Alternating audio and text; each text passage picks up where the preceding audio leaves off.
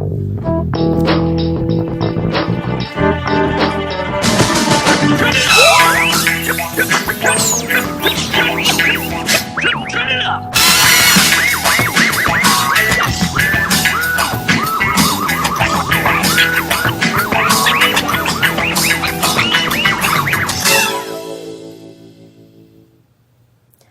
welcome back. It's now 12:30 p.m., November 21st. I'm Maritza Leon with your Cardinal News. And I'm Amanda Acuna.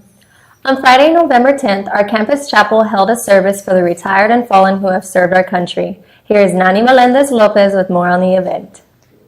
Hey there, Cardinals. We are here at Our Lady's Chapel at UIW, where we get to attend the 2017 Veterans Day service.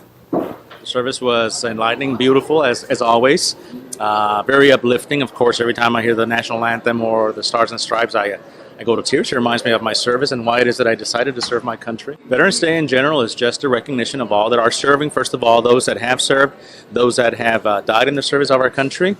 It's a way to honor them, honor their memory. And I'm proud to be part of a celebration as this one.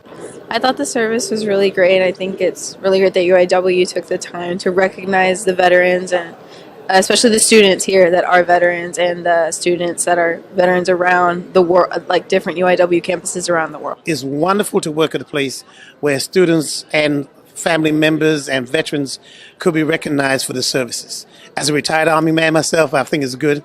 I'm part of the planning process, but it's for me that the joy of connecting and reconnecting with some of my brothers and sisters that served our country, it just means that we have a place here. It's not like it's Veterans Day, hello, goodbye, but we actually take the time out to celebrate and to have this refreshment to get to know each other a little better. I think about veterans are those who have answered the call to service, whatever that call is, right? Whether it be Army, Navy. I was not drafted. I volunteered. That means I made a choice to go and serve my country. Hug a veteran today. It's very hard to recognize a veteran sometimes, but when you do, thank them for their service. I think that if you have any family members that are veterans, that you should come to the service, to honor them and thank them for the things that they do, that they allow us to be here and go to school and just make sure that we're in a safe country. If you are a veteran watching this or connected to the veterans, a family member, a spouse, a dependent of a veteran, we want to say thank you for your service and sorry you couldn't be here, but next year, mark your calendars, we'll be here. Well, Cardinals, I hope you had a great Veterans Day. This is Nani Melendez-Lopez with UIWtv News. What a beautiful tribute. Thank you, Nani. So there was an incident on campus that you might have heard about a few weeks ago, and we felt the need to address it. Here's Madison Aguiar with more on the story. On Thursday, November 9th at 7 p.m., the African Student Organization, ASO, held an open forum titled, Let's Talk About Race. Originally held to get feedback from the UIW student community about race relations on campus, was later changed. Let's find out why. So basically, some student athletes on Halloween dressed up as some African American, I guess, characters in that sense. And, it wasn't the costume that offended a lot of people. Is the fact that they felt the need to paint their face to resemble the African American people that they were portraying. So, that brought a lot of backlash, and we tried our best to, talk to administration, see if something can be done and said about it, just to let other people know that this is not something that is acceptable, and this is not something that our, school stands for. And we didn't really hear anything from administration. We got a lot of backlash, so we decided, if they're not going to listen to us, we'll just take it to social media, and that is what we did. Student to student, peer-to-peer interaction and dialogue is the most important. Oftentimes when these kinds of things happen, if it's a top-down approach, it's just not as effective. It really needs to be students and peers with each other wanting to work things out and come up with solutions and to create a better climate and environment for all. I'm actually very pleased to know that this is the response that a community like this has, which is let's get together and talk. That's a wonderful thing for me to learn about this community. One of the things we want to have healthy discussions. As an African American, I'm concerned about some of these things.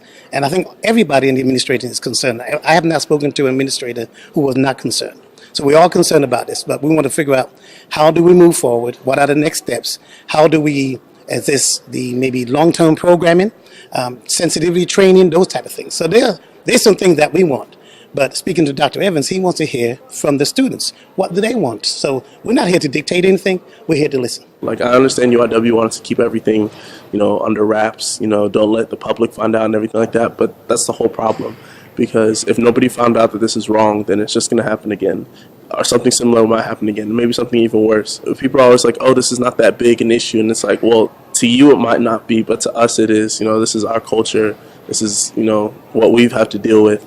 And if we're going to kill something now, let's do it now. That way it doesn't turn into something bigger. One time doesn't define your entire character. And I don't define these girls as racist. I just think what they did was wrong. They made a mistake. We're just trying to move on from it. We're trying to raise awareness so when nobody else makes the same mistake. Well, one of the things that we had talked about that the events that took place doesn't in no way, shape, form, or fashion enhance the human dignity of anybody on this campus. So we wanted to make sure that every student, every faculty, every administrator on this campus, regardless of your ethnic background, that you feel that you're treated with dignity. And so one of the reasons we're here to support this panel is that that's what we want them to feel, that we're here to support them. And that nobody's trying to sweep this under the table. We're trying to bring this forth and figure out how to move on from here. What's really important is as a community of learners that we get together and we figure out the way that we are going to interact and how that would make the most sense, hearing from students, getting student feedback, and from all different constituents to figure out what we're going to do moving forward, how we continue to educate. It's a learning community, so that process of learning should be continuous, and I think this is an important step, first step. Be sure to visit UIWTV's YouTube channel to see the full version coming soon. This is Madison Aguiar for UIWtv News. It's interesting to see how we can be understanding and not so critical on an issue as delicate as this one. Thanks, Madison. Now we switch to what's going on here and around the world thanks to CNN News Source. We'll start off with some breaking news. It was confirmed yesterday that the crazy-eyed cult leader Charles Manson has died at the age of 83 this past Sunday of natural causes alone in his jail cell. His reign of terror in Los Angeles during August of 1969 put the nation in a state of panic.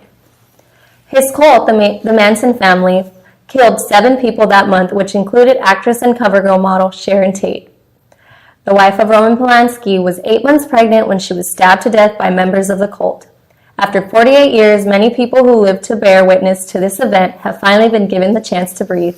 For baby boomers everywhere, this chapter is finally closed. On Thursday night, President Donald Trump addressed the allegations of Democratic Senator Al Franken, but has remained quiet about Alabama Senate Republican candidate Roy Moore's allegations. President Trump's reaction to sexual assault allegations and his own history of alleged misconduct with women under new scrutiny today. The president ignoring questions about the allegations against Alabama Senate hopeful Republican Roy Moore for days, but quickly firing off a tweet attacking Democratic Senator Al Franken for a photo in which he appears to touch a woman while she's sleeping.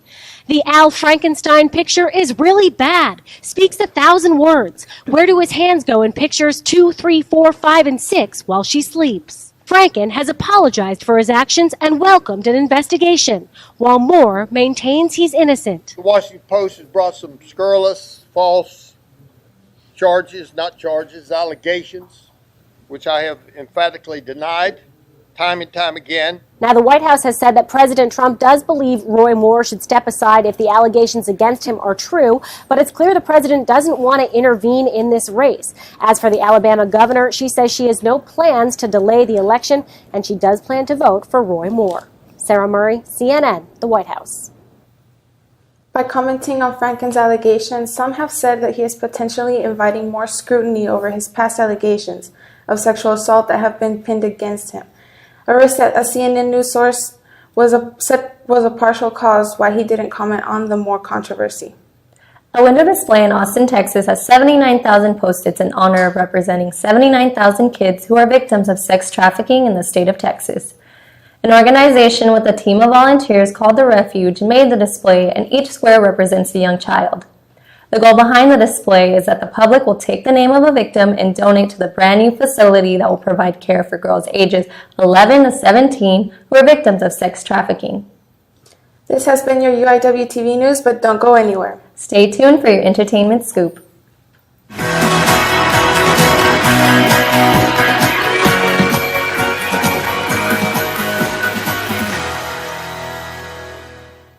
Hey there, Cardinals, and welcome to UIWtv Entertainment, where we keep you updated on what is happening on campus and around the beautiful San Antonio area. I'm Alejandro Jimenez. The communication art majors on campus are always looking for opportunities to get a glimpse of the industry, and not long ago, a few of our very own Radio Practicum students got a tour of Cox Media Studios. Here is Calavejo with more on the story. Hey Cardinals, we're here at Cox Media, where we're going to get a tour of different radio stations. Let's check it out.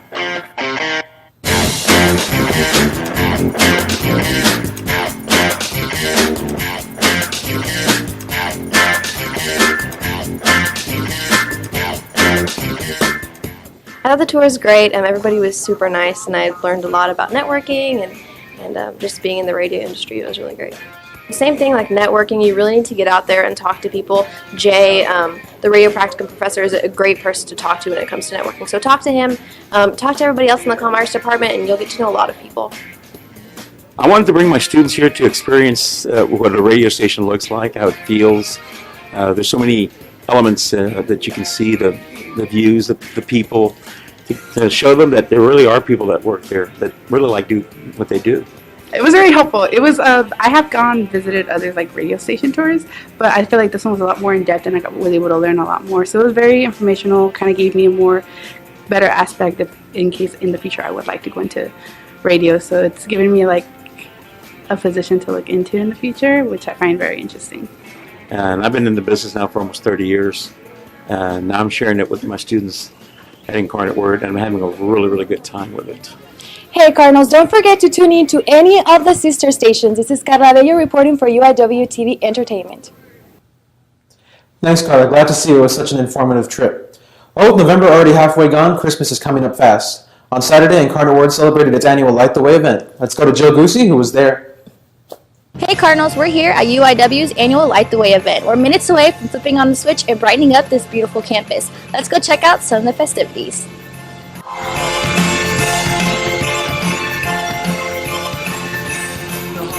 Are getting so near. All the kids are listening for the reindeer with presents going. This is one of my favorite events, and I tell people this is when I know it's the holiday season. I don't really get in the holiday mood until I come to Light the Way, because the Christmas music, Santa Claus, and I just love the fact that this is students, faculty, administration all coming together. It's the Incarnate Word community. And really their gift to San Antonio is Light the Way. With this new change, bringing it into the front of the campus, how do you like that compared to the football field? I love the football field because people would, get the bleachers going and everything, and that was a lot of fun. I like this too because it seems a little bit more intimate. It seems like I can actually see the people I'm talking to, and people come up and shake my hand, and I like that a lot more than the football field. Favorite part about Light the Way? It has to be just the countdown and the lights, and when the lights come on, and just how it transforms this campus. What's it like behind the scenes with Light the Way? It's a little crazy. There are a lot of people, there's a lot of moving parts, but it has been fantastic. I think everybody's having a great time, and we hope that they really enjoyed the new format. What's your favorite part about tonight? For sure, the fireworks were amazing. We had fun looking at that. Are you going to come back next year? Yes, guaranteed, and him too. And that was your 2017 Light the Way event. I hope you enjoyed it and you're getting into the Christmas spirit. I'm Steve Spreester, and you're watching UIWtv. Thank you, Jill. And it was such a beautiful night. Well, if you've been too busy shopping or planning for the holiday season or pay attention to social media, well, let me fill you in on what's been buzzing on the internet. Country music star Blake Shelton has been voted People Magazine's Sexiest Man Alive, and whether or not you find the man attractive, Blake is taking the extra attention in stride, including the hate. On the 15th of this month, rap artist Lil Peep passed away at the age of 21 of suspected drug overdose. The music industry was hit hard over the loss of such a young artist who sang of important issues. And lastly, female rapper Nicki Minaj is in headlines again with her Paper magazine cover. The artist's controversial Nicki Minaj à trois photos have sparked a lot of talk over the self-centered nature over the pictures. Check out the photos for yourself online and tweet us at #UIWtv to tell us what you think. Now, let's take a look at the Cardinal calendar for some events to keep an eye out for. First up, we had the San Antonio Christmas Light Fest stretching from November 23rd out to December 31st. Every Sunday through Thursday from 6 to 9 and Fridays and Saturdays from 6 to 10. Out on the Don Strange Ranch in Bernie, Texas, check out the beautiful lights in your car or take the hayride. Next up, we have the Ford Holiday River Parade on November 24th from 6 to 9 p.m. on the beautiful San Antonio Riverwalk. where you can see the lights, listen to music, and watch the floats cruise down the river to this year's theme of Christmas at the Movies. Finally, we have the Market Square Fiesta de Santa Cecilia on November 25th and 26th at Market Square. Packed with music, food, artists, and is topped off with the lighting of the Plaza Christmas tree, it's guaranteed to be a fantastic night. Well, Cardinals, that's all I have for you today. I hope to catch you at least one of the upcoming events. Stay tuned for some sports updates with Gabrielle. I'm your host, Alejandro Jimenez, and have a happy Thanksgiving.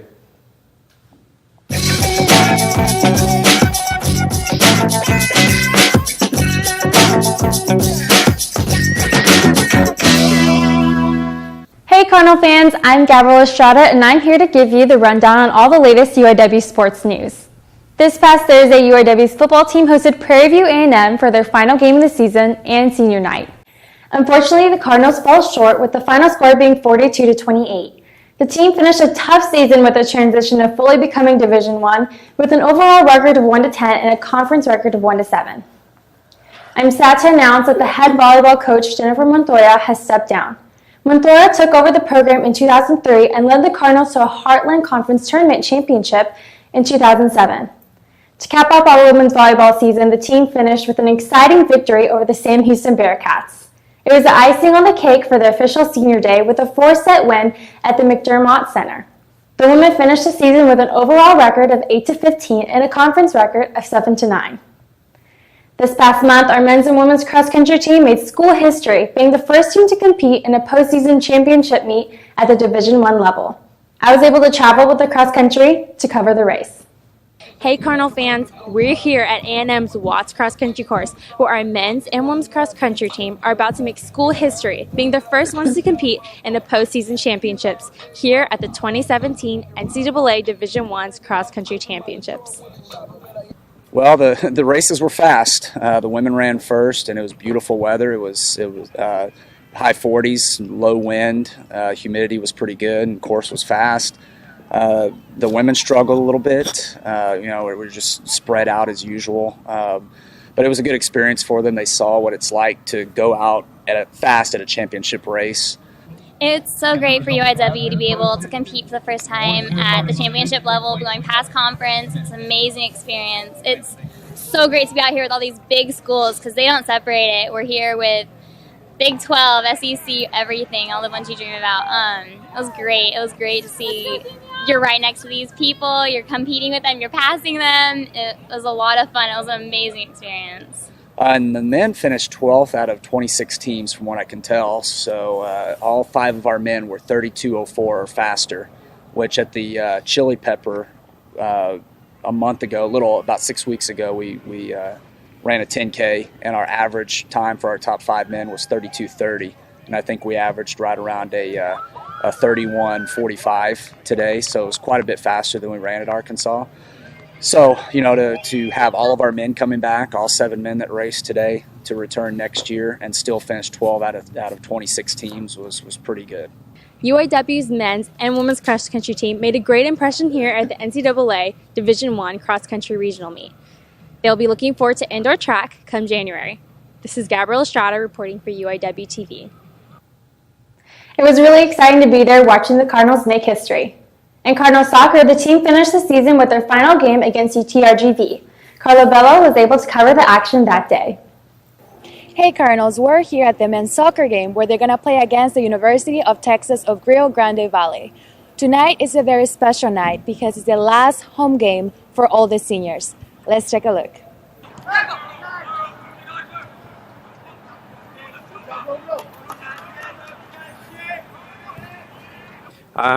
We started off really well. First 4 games we were 2-1-1.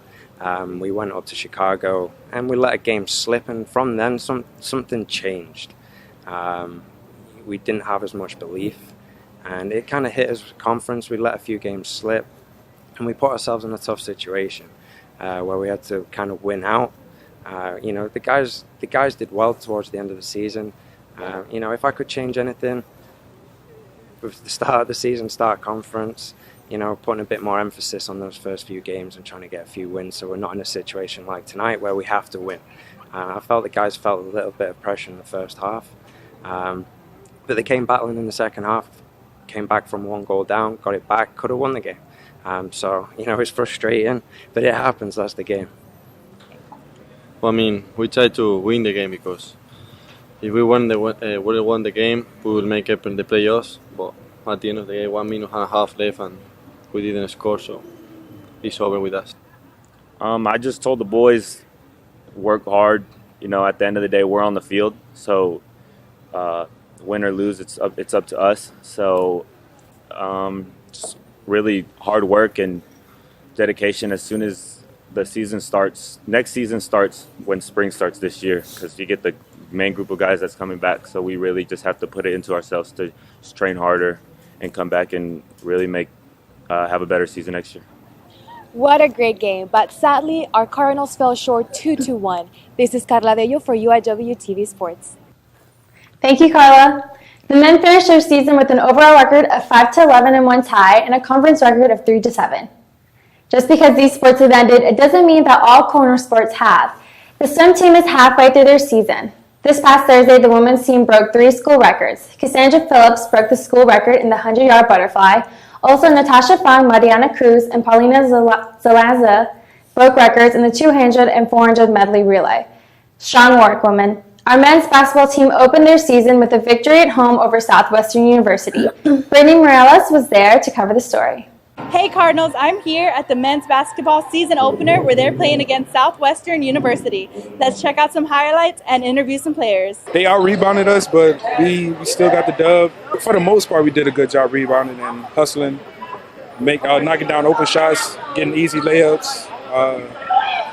Guys did a good job moving without the ball and opened it up for everybody. It was a great way to start off the season. We had good ball movement, we had good defense. Gonna have to ask for a better start, finish with a win tonight, so that's all. That's what we wanted. The Cardinals won 87-71. What a great way to start off the season. Don't forget to come out Wednesday, November 22nd to watch the Cardinals take on LMU here at home. Reporting for UIWtv Sports, I'm Brittany Medelis. Thanks, Brittany. Our men's basketball team's next game is this Wednesday against Loyola Marymount. Head out to the McDermott Center to cheer on our Cardinals. That's all we have for you today for UIW Sports News. Check us out on social media, and for updates on your favorite sports, go to cardinalathletics.com. I'm Gabrielle Estrada, and until next time, let's go Cards. Your son wants to get a cat, but you're allergic. Do you A, prepare yourself,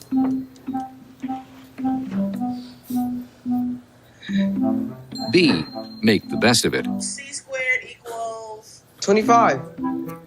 Good job! or C, find a loophole? When it comes to parenting, there are no perfect answers, but that's okay, because you don't have to be perfect to be a perfect parent. Teens in foster care will love you just the same.